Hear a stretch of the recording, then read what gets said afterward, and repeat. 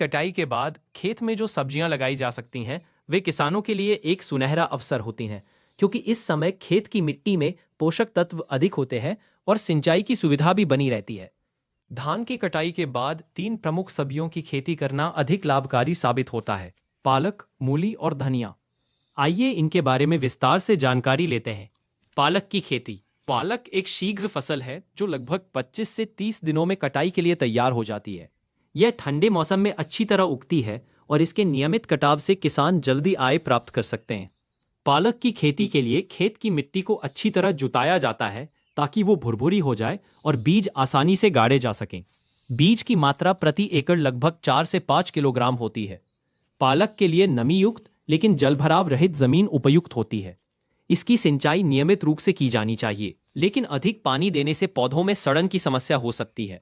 पालक में iron, vitamin A और फोलिक एसिड भरपूर होता है, जो इसे पोषण के खास रूप में लोकप्रिय बनाता है। इसके अलावा पालक की खेती किसानों को जल्दी मुनाफा देती है, क्योंकि इसकी कटाई जल्दी होती है और बाजार में इसकी मांग हमेशा बनी रहती है। मूली की खेती। मूली एक जड़ वाली सब्जी है जिसे धान की कटाई के बाद के मौसम में आसानी से उगाया जा सकता है।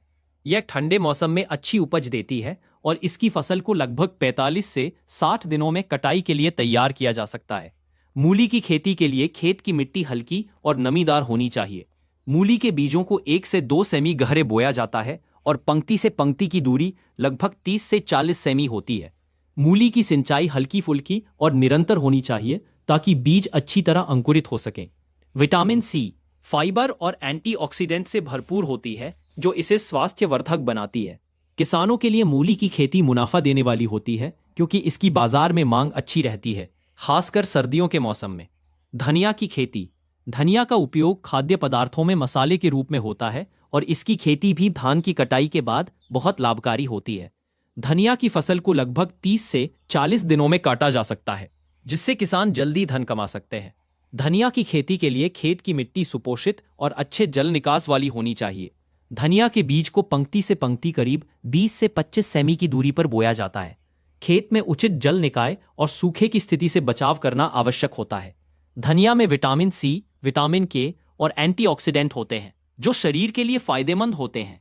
किसान इसके लिए सिंचाई का प्रबंध समय समय पर करें ताकि फसल स्वस्थ रहे।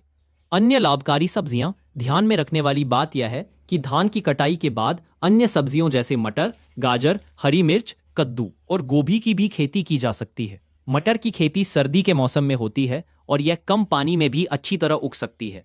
गाजर ठंडी जलवायु में बढ़ती है और यह विटामिन ए और एंटीऑक्सीडेंट से भरपूर होती है। हरी मिर्च की खेती गर्मी पसंद करती है और इसकी मांग बाजार में अच्छी रहती है।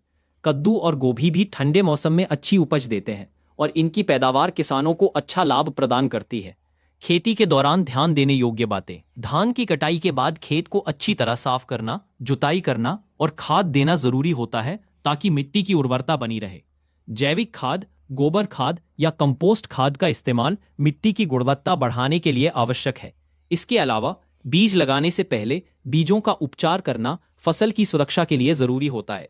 फसल के दौरान नियमित सिंचाई, निराई गुड़ाई और कीट व रोग नियंत्रण के उपाय अपनाना चाहिए। मंडी भाव और बाजार की मांग। किसान को हमेशा बाजार की मांग और मंडी भाव को ध्यान में रखकर फसल का चुनाव करना चाहिए। पालक, मूली और धनिया की मांग सर्दियों में अधिक होती है, इसलिए वे अधिक लाभकारी साबित होती है। इसके साथ साथ मटर और हरी मिर्च जैसी सब्जियां भी बाजार में अच्छी कीमत पर बिकती है। किसान अपनी उपज को सही समय पर मंडी में बेचकर अधिक मुनाफा कमा सकते हैं। निष्कर्ष। धान की कटाई के बाद पालक, मूली और धनिया की खेती करना किसानों के लिए एक बेहतरीन विकल्प है। ये सब्जियां जल्दी तैयार होती हैं, बाजार में हमेशा मांग में रहती हैं और उनकी खेती से जल्दी लाभ होता है।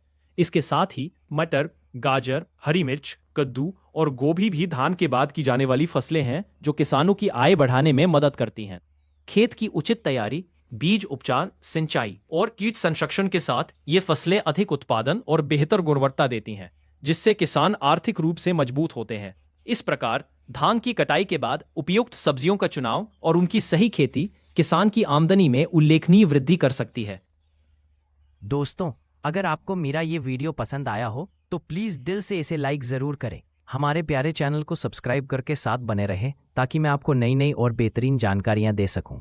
और नीचे कमेंट में अपनी राय और प्यार ज़रूर शेयर करें। आपकी हर बात मेरे लिए खास है। आपके साथ और प्यार